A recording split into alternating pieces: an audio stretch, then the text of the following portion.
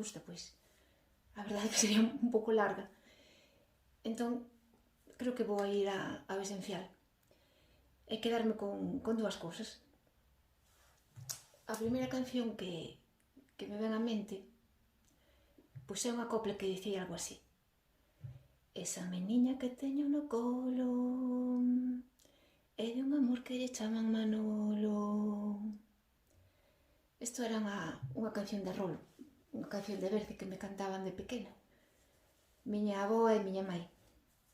Ainda me acordo da irritación profunda que sentía cando oía a palabra Manolo, pois non me imaginaba ser o amor de ningún Manolo naquele momento, con 4 ou 5 anos que debería ter. Falo desta canción porque moitísimos anos despois, nunca máis a volvín a escoitar desde aquela época, moitísimos anos despois, cando unha persoa máxica que estivo na miña vida me fixo un regalo, fixo un CD de cancións dedicadas especialmente para mí, un CD personalizado. O primeiro que soou naquele CD foi esta copla,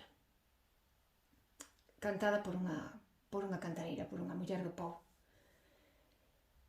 Recordo perfectamente a emoción, o sea, non puiden máis que chorar durante un bon rato. Foi unha especie de explosión interior. Pois de repente toda a infancia, todo aquel paraíso que foi a miña infancia na aldea, se revelou así, nun instante. O sea, foi todo un universo, de repente. E esa nostalgia e esa felicidade, os olores, os colores daqueles momentos. Entonces, conto isto porque unha melodía tan aparentemente simple, e unha frase, esta meniña que teño no colo, todo iso é un universo infinito, o noso. Aí está totalmente a forza da palabra e a forza da música.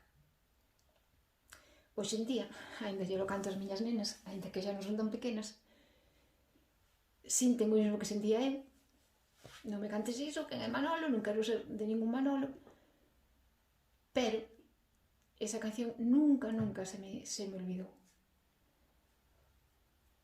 De aí nace todo o demais. Hai unha liña directa que me conecta directamente desde aí a música que hoxe en día fai Xavier Díaz.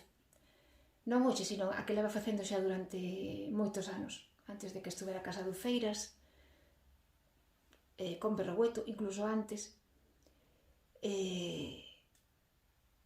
A palabra da terra, a palabra de raíz popular, é o máis poderoso, non? Entón, Xavier Díaz, se teño que elexir algo de música galega, quedome sin ningún lugar a dúbidas con el. Esa fusión da palabra, como recupera eses tesouros que temos, esa palabra, esa música, e como o fusiona exquisitamente con esos arreglos contemporáneos, armónicos, ese concepto de música de cámara. Pareceme eso exquisito e devolve a copla tradicional a unha dimensión, creo que universal e totalmente atemporal. Vamos, sería o meu favorito. Non sei, podería dicir ahora mismo do último que fixo, pois o Baile de Noró, pero bueno, a Xota de Lira, calquera das súas últimas cancións, por non falar xa de outras máis antiguas. Sempre ca raíz de fondo.